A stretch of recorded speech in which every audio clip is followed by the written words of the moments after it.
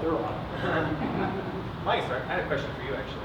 Did you know when you started writing that book that the second scene would be the sort of the murder reveal? Like, because it's an interesting place to put that. Yeah, actually, that wasn't the second scene.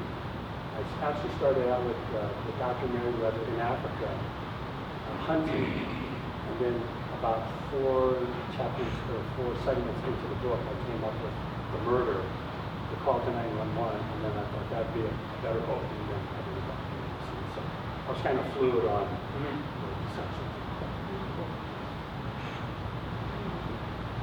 You've been in Africa? Have not been asked. I have been on Google. Oh. So at all my scenes where they take place in foreign countries, I go to Google, I say, okay, I need a restaurant. I go to some town that's Cape Town. I go into Cape Town, I need a Chinese restaurant. I have a Chinese restaurant, and then I build it from there. So it's all built from, thank God, for Google, because I would have to travel that. Not that it would be bad. Yeah, you can even figure out the most popular dish at a restaurant. Exactly. Oh, this one's got 5 stars. That's what. Exactly right. No, I definitely If your Fireflies and Cosmos got made into a movie, who would you want to play Captain Catalina Solaris Mondragon? Yeah, I don't know. Someone extremely talented. You don't have like an image or? No, I've always been the person when someone's like, "What celebrity would you like to go out with?" And I'm like, or like, I go hang out with or something. I'm like, I don't know. A wrestler? Theodosia. Theodosia. Part of a wrestler. That's the best I can do.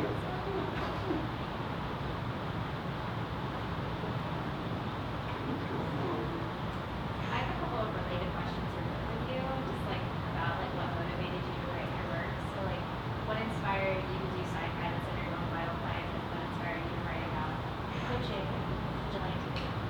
Sure. Well, so I wanted, when I first started writing the series, I wanted to make a series that wasn't just like more guns in space. I feel like there's a lot of that.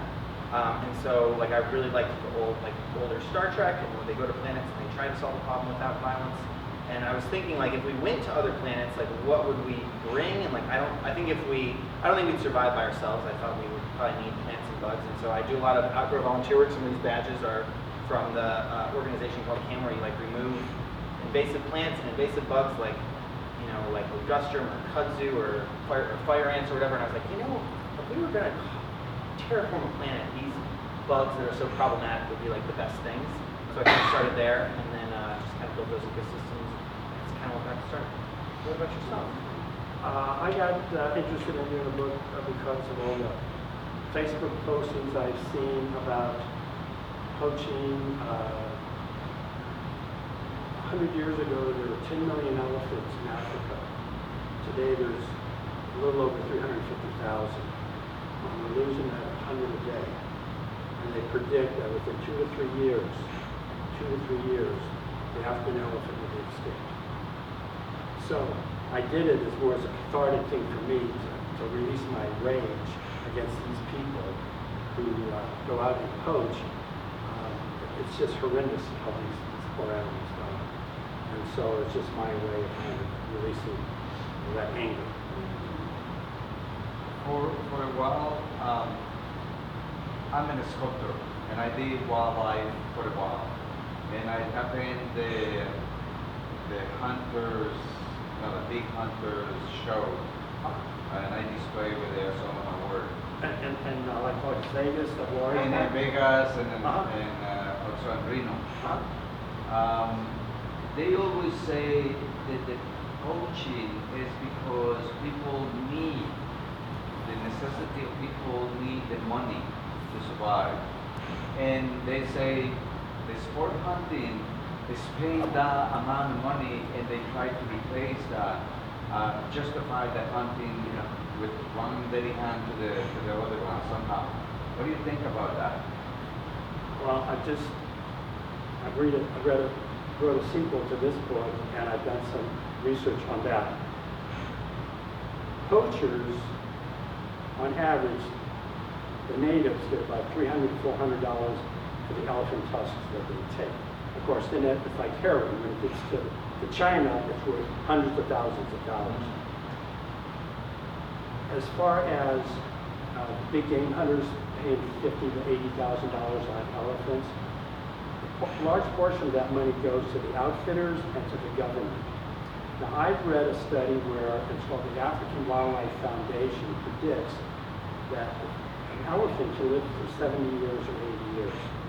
In tourist dollars, if an elephant is allowed to live, they predict it could bring up to $104 million per elephant for tourist dollars. And tourist dollars is largely more spread around than to outfitters, safari outfitters, and to government officials. Most of that money never sees the people. And now Botswana is okaying elephants to be killed and their meat not going to the people, but to be to dog food. So this myth about big game hunters putting money into the pockets of the people is just not true. Big money would be the tourist dollars.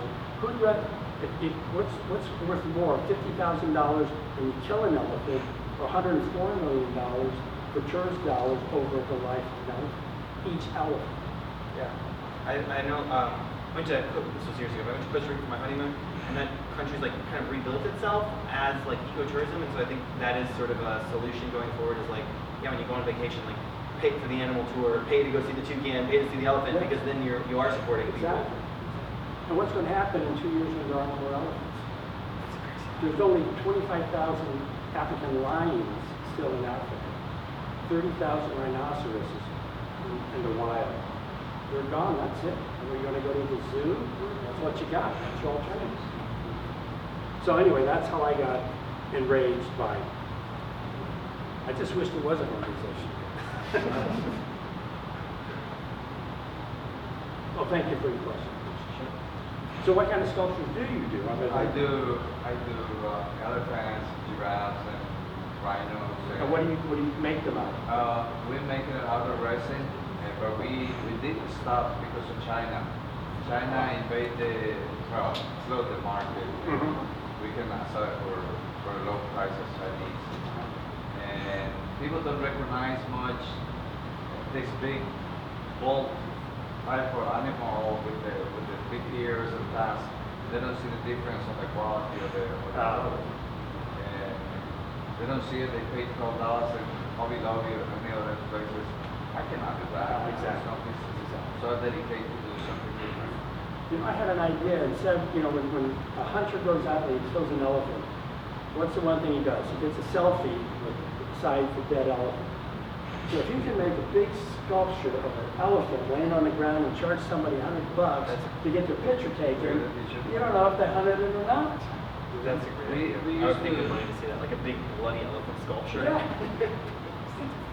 My biggest client was the Nature Company stores. If you remember the Nature Sure. Company stores. Sure. And of course they disappeared, so I don't have my question. Well, any more questions, Joe? You can also accost us at the table over there. And thanks for coming out again, you guys. I really Appreciate it. it. Thank you so much.